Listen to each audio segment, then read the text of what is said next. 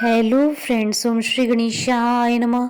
ओम नमः शिवाय। आप सभी का स्वागत है आपके अपने यूट्यूब चैनल पर। फ्रेंड्स, आज हम आपको इस वीडियो में बताने जा रहे हैं साल 2021 की वैंकुट चतुर्दशी का शुभ मुहूर्त, पूजा विधि, महत्व और वैंकुट चतुर्दशी की पौराणिक कथाओं के बारे में। फ्रेंड्स, वीडियो शुरू करने से पहले आपसे रिक्वेस्ट है, अगर आप हमारे चैनल पर नए हैं और आपने अभी तक चैनल को सब्सक्राइब नहीं किया है तो प्लीज़ सब्सक्राइब कीजिएगा चैनल को, साथ ही प्रेस कीजिएगा बेल आइकन को, जिससे नए वीडियोस से रिलेटेड नोटिफिकेशन आपको तुरंत प्राप्त हो सके। और वीडियो पसंद आने पर वीडियो को लाइक और शेयर जरूर कीजिएगा, ताकि सभी भक्तों को इस वीडियो का लाभ प्राप्त हो सके। और कमेंट बॉक्स में ओम नमः शिवाय जरूर लिखिएगा। वैंकुट चतुर्दशी हर साल कार्तिक माह की शुक्ल पक्षी चतुर्दशी तिथि को मनाई जाती है। मान्यता है कि इस दिन भगवान विष्णु और भगवान शिव जी की पूजा करने से उनकी कृपा प्राप्त होती है। एक अन्य मान्यता के अनुसार भगवान विष्णु चतुर्मास अर्थात आषाढ़ शुक्ल एकादशी से प्रारंभ होकर कार्तिक शुक्ल एकादशी तक षष्ठी का संपूर्ण कार्यभार भगवान शिव जी को देकर विश्राम करते हैं। जब देव उठनी एकादशी के दिन भगवान विष्णु जी जागते हैं तो सभी देवी देवता इसकी खुशी में देव दिवाली मनाते हैं। भगवान शिव वैंकुट चतुर्दशी के दिन ही भगवान विष्णु जी को षष्ठी का सारा कार्यभार दोबारा सौंपते हैं। ऐसी मान्यता है कि इस दिन वैंकुट लोक के द्वार खुले रहते हैं। जो भी विधि विधान से इस दिन व्रत और पूजा करता है वो मृत्यु के बाद भगवान विष्णु के पास वैंकुट लोक में निवास करता है। सनातन धर्म में वैंकुट चतुर्दशी का खास महत्व है। मान्यता है कि जो भी वैंकुट चतुर्दशी के दिन विधि विधान से पूजा अर्चना करता है उसे भगवान विष्णु और भगवान शिव जी की विशेष कृपा प्राप्त होती है। शास्त्रों के अनुसार भगवान विष्णु चतुर्मास तक षष्ठी का पूरा कार्यभार भगवान शिव जी को देकर विश्राम करने जाते हैं। इसके बाद भगवान विष्णु जब देवउठनी एकादशी पर जागते हैं तो भगवान शिव की भक्ति में लग जाते हैं। मान्यता है कि वैंकुट चतुर्दशी के दिन भगवान विष्णु और भगवान शिव एक ही रूप में होते हैं। मान्यता है कि कार्तिक मास की शुक्ल पक्ष की चतुर्दशी तिथि को जो भी वैंकुट चतुर्दशी के व्रत का पालन करते हैं उनके लिए स्वर्ग के द्वार खुल जाते हैं। इस दिन जो भी भक्त विष्णु जी का पूजन करता है वह वैंकुट धाम को प्राप्त करता है। वैंकुट चतुर्दशी का यह व्रत शैवों और वैष्णवों की पारस्परिक एकता का प्रतीक है। वैंकुट चतुर्दशी को हरिहर का मिलन कहा जाता है, अर्थात भगवान शिव और भगवान विष्णु का मिलन। विष्णु एवं शिव के उपासक इस दिन को बहुत उत्साह से मनाते हैं। दिवाली के त्यौहार की तरह भगवान शिव और भगवान विष्णु जी के मिलन को उत्साह से मनाया जाता है। खास तौर पर ये उज्जैन और वाराणसी में मनाया जाता है। इस दिन उज्जैन में भव्य आयोजन किया जाता है। शहर के बीचों बीच से भगवान की सवारी निकलती है जो कि महाकालेश्वर के मंदिर तक जाती है। इस दिन उज्जैन में उत्सव का माहौल चारों ओर रहता है। यही वह दिन है जब भगवान विष्णु को वाराणसी में काशी विश्वनाथ मंदिर में विशेष सम्मान दिया जाता है तथा मंदिर वैंकुट धाम की तरह सजाया जाता है। फ्रेंड्स, अब आइए जानते हैं वैंकुट चतुर्दशी की शुभ मुहूर्त के बारे में। हिंदू पंचांग के अनुसार इस बार वैंकुट चतुर्दशी का पर्व 17 नवंबर 2021 बुधवार के दिन है। कार्तिक शुक्ल चतुर्दशी तिथि प्रारंभ होगी 17 नवंबर 2021 को सुबह 9:50 पर और कार्तिक शुक्ल चतुर्दशी तिथि का समापन होगा 18 नवंबर 2021 को दोपहर 12 बजे। वैंकुट चतुर्दशी की निशिता काल की पूजन का शुभ समय रहेगा रात्रि 11:46 से रात्रि 12:39 तक। कुल अवधि 53 मिनट है। फ्रेंड्स, अब आइए जानते हैं वैंकुट चतुर्दशी की पूजन विधि के बारे में। वैंकुट चतुर्दशी के दिन भगवान विष्णु तथा शंकर भगवान की पूजा की जाती है।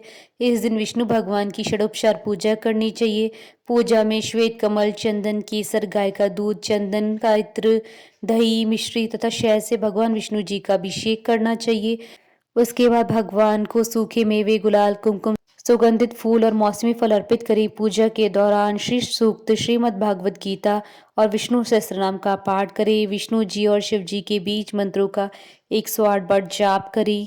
मान्यता है कि इस विधि से पूजा करने से पापों से मुक्ति मिलती है। यह व्रत सुख समृद्धि बढ़ाता है, इससे आरोग्य की प्राप्ति होती है।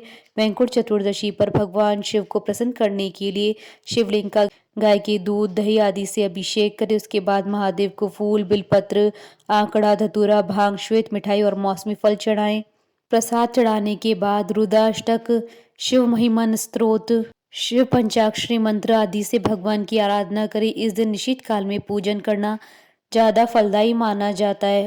ओम ह्रीम ओम हरिणाक्षाय नमः शिवाय मंत्र का जाप करने से भगवान विष्णु और भगवान शंकर दोनों की ही कृपा बरसती है। इसके साथ ही इस दिन सप्तऋषि की आराधना भी की जाती है। और वैकुंठ चतुर्दशी की कथा पढ़े या सुनी। कथा सुनने के बाद भगवान विष्णु जी की धूप दीप से आरती उतारी। इसके बाद भगवान विष्णु जी को खिचड़ी, घी और आम के अचार का प्रसाद का भोग लगाएं और स्वयं भी परिवार के साथ इस प्रसाद को ग्रहण करें। अंत में भगवान विष्णु और भगवान शिव जी से पूजा में हुई किसी भी भूल के लिए क्षमा याचना करें।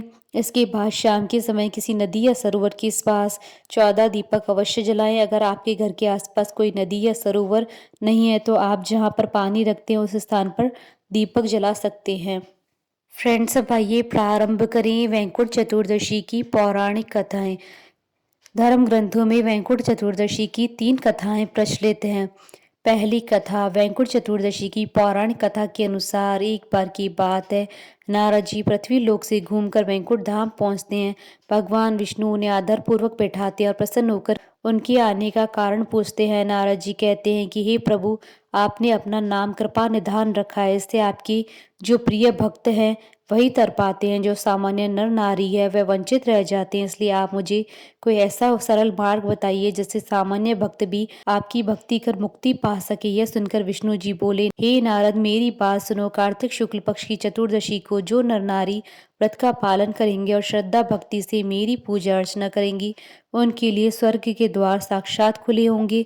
इसके बाद विष्णु जी जय विजय को बुलाते हैं और उन्हें कार्तिक चतुर्दशी को स्वर्ग के द्वार खुला रखने के आदेश देते हैं। भगवान विष्णु कहते हैं कि इस दिन जो भी भक्त मेरा थोड़ा सा भी नाम लेकर पूजन करेगा वह वैकुंठ धाम को प्राप्त करेगा।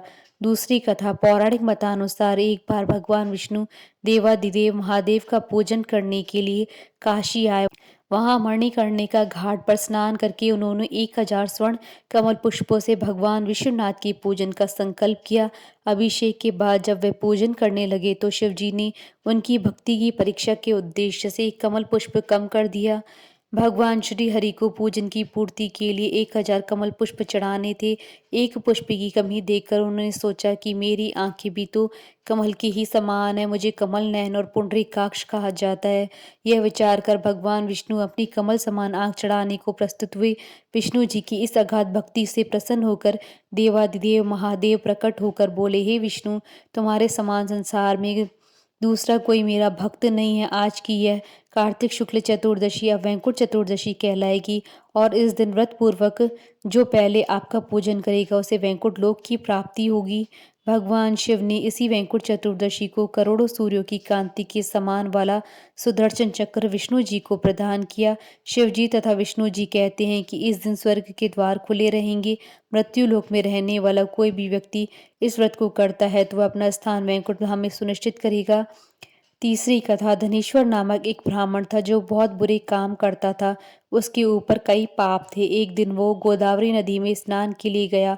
उस दिन वैकुंठ चतुर्दशी थी। कई भक्तजन उस दिन पूजा अर्चना कर गोदावरी घाट पर आए थे। उस भीड़ में धनेश्वर भी उन सभी के साथ था। इस प्रकार उन श्रद्धालुओं के स्पर्श के कारण धनेश्वर को भी पुण्य मिला। जब उसकी मृत्यु हुई तब उसे यमराज लेकर गए और नरक में भेज दिया। तब भगवान विष्णु ने कहा कि यह बहुत पापी है, पर इसने वैकुंठ चतुर्दशी के दिन गोदावरी स्नान किया और श्रद्धालुओं के पुण्य के कारण इसके सभी पाप नष्ट हो गए, इसलिए इसे वैकुंठ धाम मिलेगा।